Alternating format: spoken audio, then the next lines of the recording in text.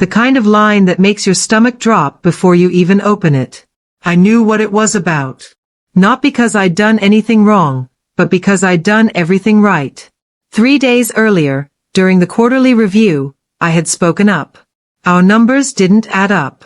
Revenue was inflated, expenses were adjusted, and someone important, was playing with the books. I thought they'd thank me.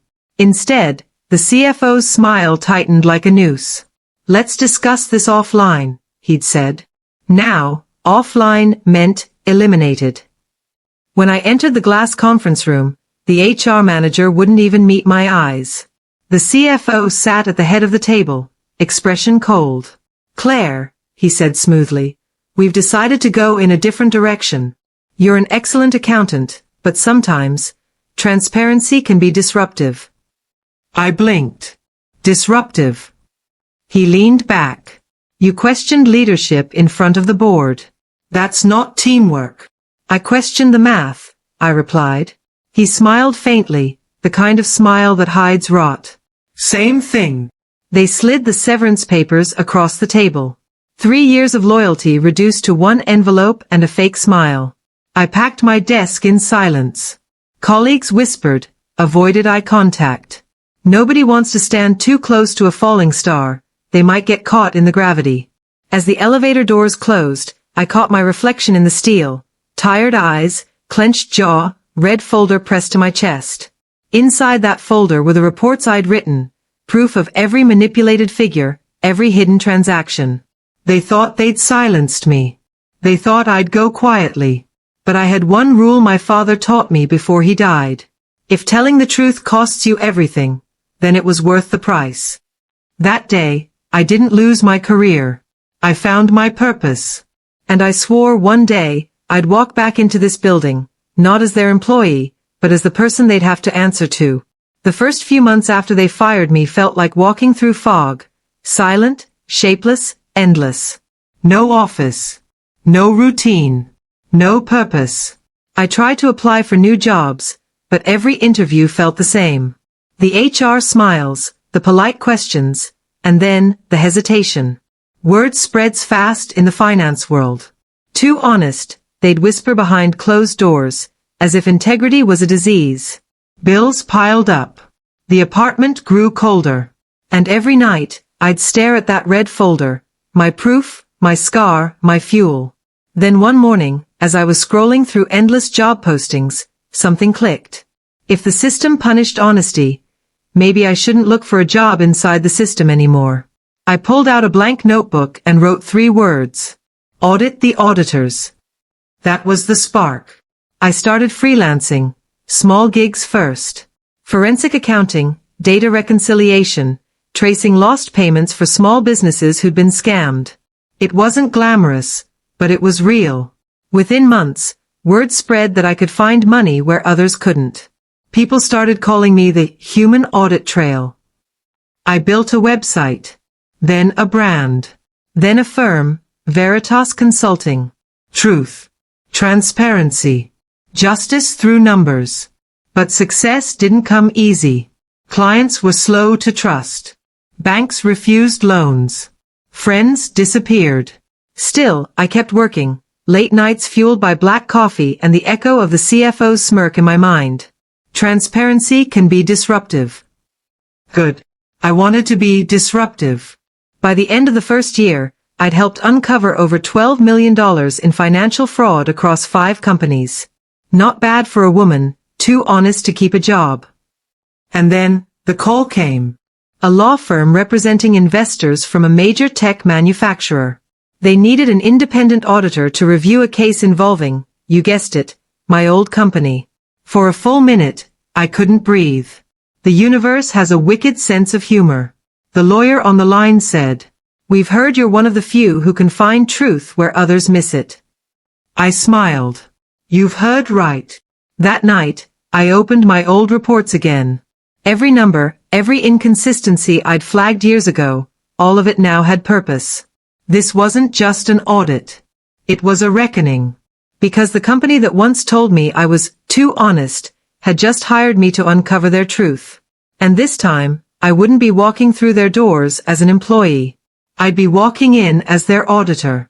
The morning I stepped back into Stratwell Industries, the same building that had once tossed me out, it didn't feel like revenge. Not yet. It felt like balance. Like history finally turning its wheel in my direction.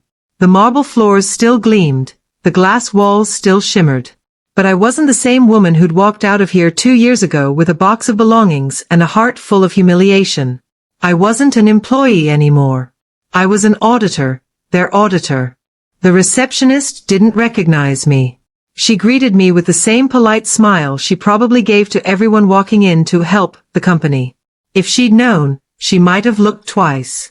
"Good morning," I said. "Claire Summers, Veritas Consulting. Here for the internal audit review." The CFO, the same man who fired me, walked into the lobby with his signature grin. It froze when he saw me. "Claire?" I smiled calmly. "Good morning, Mr. Leland. I believe you approved my firm's engagement." For the first time, I saw something I'd never seen on his face before. Fear. He extended a hand, trying to regain control. "Well, this is unexpected." "Not for me," I said, shaking his hand firmly. "I always knew I'd be back." Inside the conference room, a dozen executives sat waiting. My laptop opened, the projector hummed to life. I could feel their discomfort as my firm's logo appeared on screen. Veritas, truth in every line. I began, voice steady. "Our goal is simple: verify financial integrity, identify inconsistencies, and restore investor confidence." It was the same tone he'd used when firing me. Only now, I controlled the meeting. Throughout the session, I watched him squirm. Each slide I showed carried quiet precision, numbers that didn't lie, graphs that spoke louder than excuses. I could feel the weight of his guilt settle like dust on his collar. After the meeting, he cornered me in the hallway. "Claire," he said under his breath. "Look, I know things ended badly. But this doesn't have to get ugly." I tilted my head. "Ugly? I'm just doing my job." He exhaled sharply. "You don't understand what's at stake here." "Oh, I understand perfectly," I said. "You taught me what's at stake when the truth gets buried." His jaw tightened. "You're really going to do this?" "Yes," I said. "Because I don't lie, remember?" He didn't respond. He just stared at me, realizing that the same honesty he once called disruptive was now the sharpest weapon in the room. For the next week, my team combed through thousands of entries, invoices, off-book payments, shadow vendors. And then, late one night, we found it. A chain of consulting fees, routed through dummy accounts. Millions siphoned into shell entities connected to board members, including him. I stared at the screen for a long moment, my reflection faintly visible against the numbers. My heart didn't race. My hands didn't shake. Because this time, I wasn't powerless. I had proof. I had position. I had the truth, and the power to make it matter.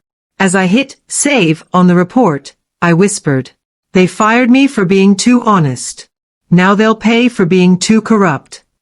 And for the first time in years, I slept peacefully. The final report was finished.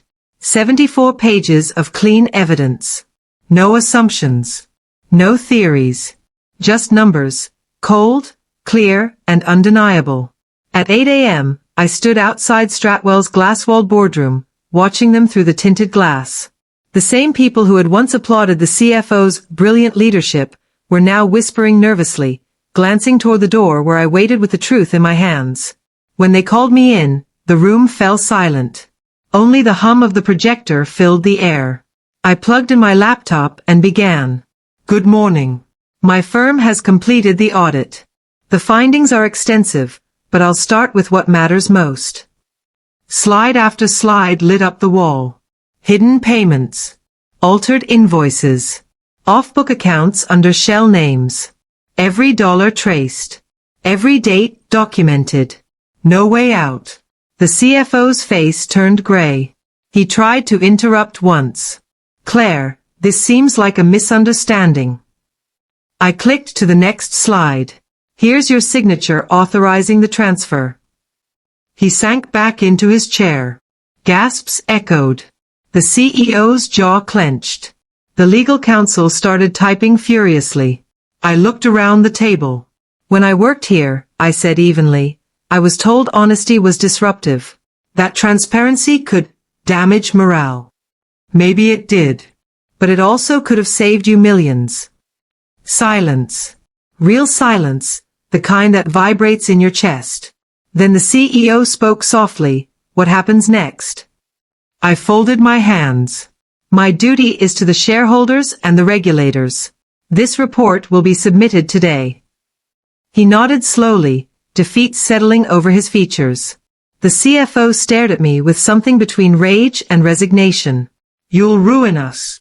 No, I said. You already did. I'm just turning the lights on. When I left the building, the winter air hit my face like freedom. By noon, my report had been filed with the Financial Oversight Commission. By evening, the headlines broke. Stratwell CFO under investigation for fraud. Veritas Consulting uncovers multi-million-dollar scandal. My phone exploded, calls from journalists, investors, law firms. But I ignored them all. I just sat by my window, coffee in hand, watching the snow fall over the city that once buried me. That night, a message came through LinkedIn, from an anonymous account. You destroyed everything. I hope you're proud of yourself. I smiled faintly. More than you'll ever know. The next morning, a news alert flashed on my phone. Former CFO of Stratwell Industries resigns amid criminal probe. Justice wasn't loud. It wasn't dramatic. It was quiet, methodical, like balancing a ledger after years of lies. And as I looked at my reflection in the window, I whispered to myself, you called honesty disruptive. You were right. I just made it unstoppable. It had been 6 months since the audit. 6 months since the truth detonated inside Stratwell Industries and tore through every corner of their empire. The CFO was gone. The board was reshuffled. The company stock had crashed, then slowly crawled back under new leadership. And me? I wasn't a name on their payroll anymore.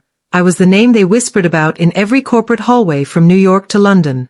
They called me the woman who turned honesty into a weapon. I preferred the woman who stopped apologizing for it. Veritas Consulting exploded overnight. What started as a one-woman operation from a cluttered apartment had grown into a global ethics firm. We were auditing billion-dollar giants, investigating government contracts, training companies on transparency, not because it looked good, but because they finally understood, truth was profitable. The irony wasn't lost on me. I'd been fired for being too honest. Now people paid me to teach honesty. One afternoon, while reviewing reports in my new office, a sleek corner suite overlooking the skyline, my assistant buzzed in. Claire, someone's here to see you. Says it's urgent. I frowned. Who is it? She hesitated. Robert Leland. The name hit like static. The CFO. The man who'd once smiled while signing my termination letter. I could have said no. But curiosity, or maybe closure, made me nod. Send him in. He entered quietly, dressed simply this time. No designer suit. No boardroom arrogance. Just a man who looked smaller, older, human. Claire, he said, voice heavy. I don't expect forgiveness. I just needed to tell you, you were right. About everything. I leaned back. That's a rare sentence coming from you. He smiled faintly. I ruined more than a company. I ruined my name, my family, my peace. You tried to warn me, and I buried you for it. I stayed silent. Let him speak. He continued, but watching you rise, seeing what you built, it made me realize something. You didn't just expose corruption. You redefined power. I looked at him carefully. And what do you want from me now? He shook his head. Nothing. Just to say thank you, for forcing me to face the kind of man I became. He stood to leave, then hesitated. Do you ever regret it? I met his eyes. Not once, I said. Because integrity isn't something you win with, it's something you live with. He nodded slowly, a man accepting the weight of his own past. And then he walked away, no security escort, no press, no fanfare. Just silence. That night, I stayed late again, lights dimmed, city glowing beneath me. The same city that had once ignored me now carried my name on every conference slide about ethics and corporate truth. But this time, it wasn't revenge I felt. It was peace. Because revenge is temporary. Truth is permanent. As I packed my bag, I caught my reflection in the window. The woman who once trembled in front of a firing squad of executives now stood tall, unshaken. I smiled softly. They fired me for being too honest, I whispered. Now they hire me to keep them that way. And with that, I turned off the lights, leaving only one glow behind. The Veritas logo on the wall, shining quietly in the dark.